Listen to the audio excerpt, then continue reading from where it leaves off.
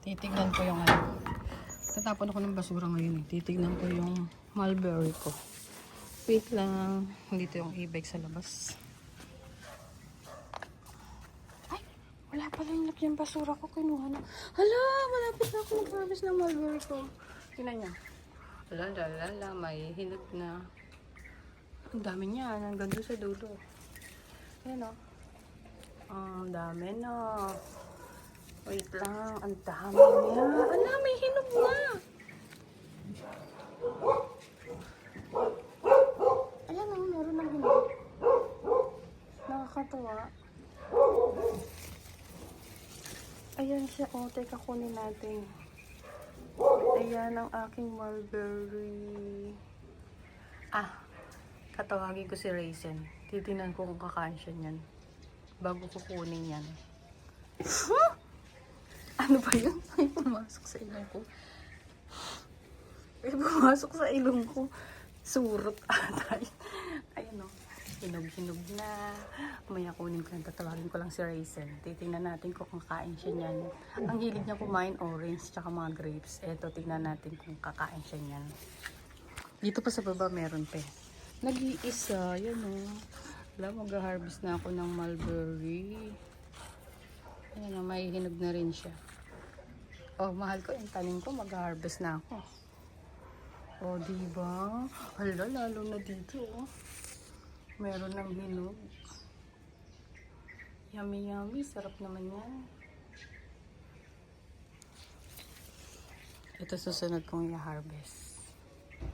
Oh, diba? Nakakatuwa. Wala, walang ko ata magdilig. Kukuha ko ng sako. Kasi ito, kumuha pa ng basura pala. Anong araw ba ngayon? Teka, kuha mo na ko sako.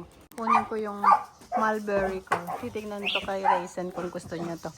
Raisin, gusto mo to? Kukunin ko to. Gusto mo to? Ito oh. Wow! Wow, baby. Masarap yun ba? Oh, Ayan! sabi mo, wow. Masarap yun ba? Oh, sabi niya, wow. Oh, Blueberry yan ta? mulberry. Do, eat tayo. Sabay tayo eat. Ay, hindi. Pakita mo sa kanya na kinakain to. Papakita sa ni kuya. Ayun o. Matamis. Raisin. Ano? Matamis, JM. Tingnan mo kinakain ni Kuya JM o. Hindi siya yung katulad ng ano. Dali. Natakot siya. Halika na, pasok na tayo sa loob. Mainit. Dito na naman ako sa mulberry ko. Sa mulberry ko. Tingnan niya, hinog na kagad o. O, diba? Kahapon lang yan. Tingnan niya, oh. Continue ng aking vlog kahapon. Ito sa baba. Hinog na rin, oh. Wala.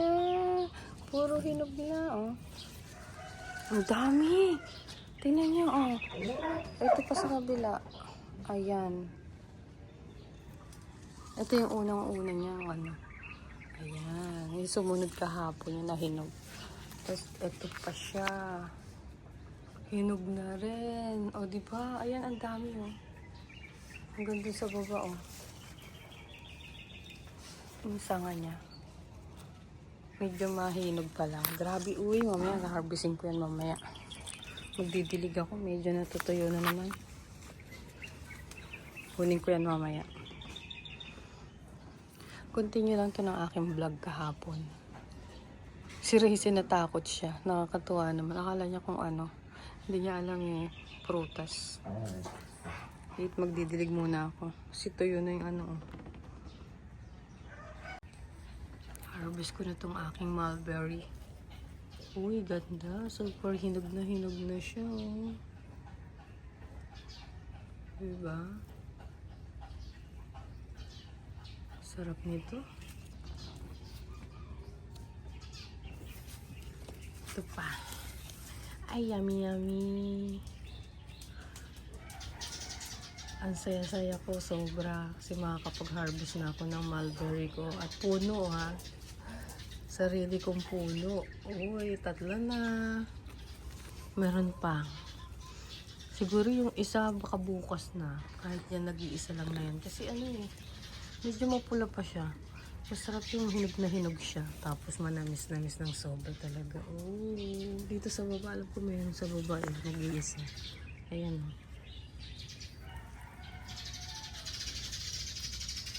Meron pa. Madami pa siya pero maniba pa lang. Gusto ko yung hinog na hinog.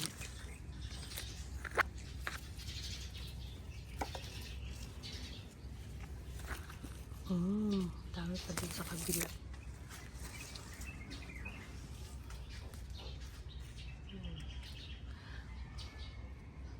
Ang aking mulberry. Ilan tong nakuha ko? Ang aking na-harvest. 5 pieces ay. Happy na ako niyan. Dadami pa yan sa mga susunod. Kasi yung sanga niya. Madadagdagan na madadagdagan. Ayan. Thank you so much. Nakapag-harvest na ako na aking mulberry. Nakakatuwa.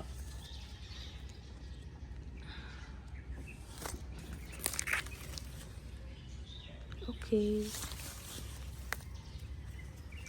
Bukas sinag na yan. Yung mga mapula-pula na yan. Panigurado lang yung nasa dulo. Yan.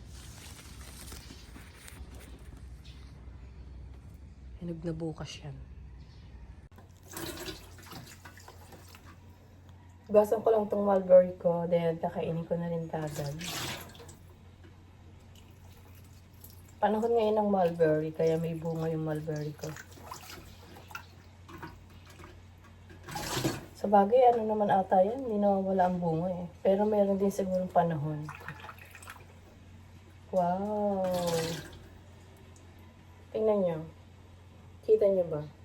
5 piraso to eh. Nakapag-harvest na ako ng mulberry ko. Ang tamis! Ay, grabe pa. Mahal ko, tignan mo. Yung 5 pirasong na-harvest ko. Ang sarap, ang tamis. Masaya talaga ako. Nakapag-harvest ako ng mulberry. Dati lagi lang akong tumitingin-tingin kung nangunguha doon eh. Ngayon, nag-harvest na ako. Ang tamis.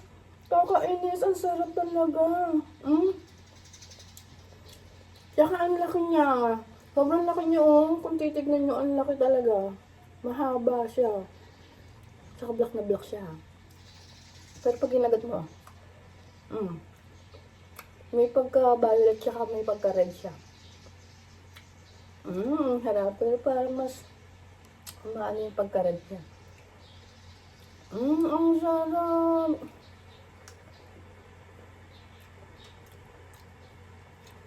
Minsan puputol ako dyan.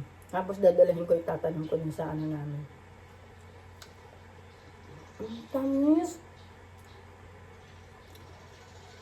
Ang tamis talaga. Ang tamis sobra.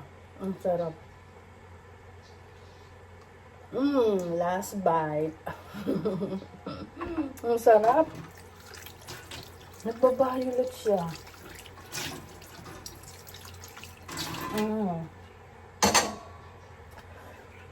Grabe, sa susunod mag-harvest uli ako nun. Paano yun ako na-harvest? Ang sarap. Ang saya-saya ako nakapag-harvest ako ng mulberry kong tanim. O diba, happy ako.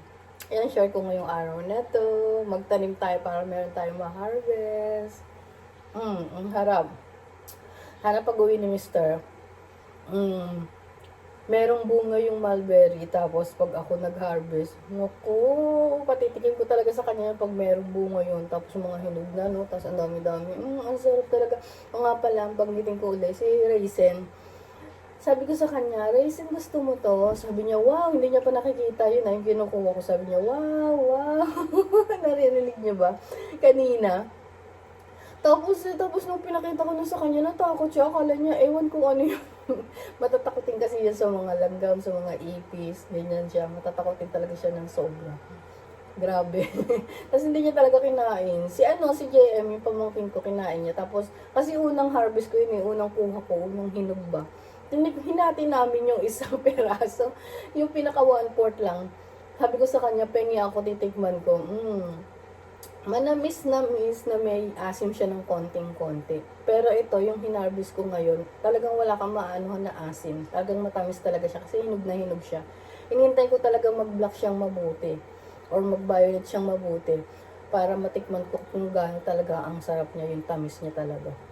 So, ayan, nakapag-harvest ako ng mulberry. Tuwan-tuwa talaga ako. Pag may na-harvest ako, pag may natatanim ako, katulad ng luya ko, ng ampalaya ko, yan yung mga na-harvest ko. Naku, tuwa talaga ako. Kamatis, talong nakapag-harvest din ako nun. Tanim ni Mr. na talong, nakapag-harvest ako nun. Pero sana sa susunod makapagtanim ako ng kamatis. Kasi hindi pa ako nakakapag-harvest out ng kamatis na tanim ko. Yung tanim namin ni Mr. Sana makapagtanim at makapag-harvest, makapagpabunga ng kamatis. Gusto talaga na-excite ako talaga pag meron akong tinanim tapos meron akong aanihin. Di ba? Ang saya-saya, ang sarap-sarap sa pangharamdam. So, yun lang. Hanggang dito na lang muna ang ating vlog. Sa susunod na lang kasi magtitinda pa ako. Medyo maaga pa. Bumili lang ako ng tinapay. Yung ban sa kanto kasi ititinda ko kasi nagtitinda rin ako ng hamburger. Madalas nakikita niyo mga share ko. Ang mga pizza. Pero meron din akong tindang hamburger. Ayan. Sa susunod na lang ha. Magbablog ako ulit doon. Share ko sa inyo yung ganap ko sa tindahan. See ya!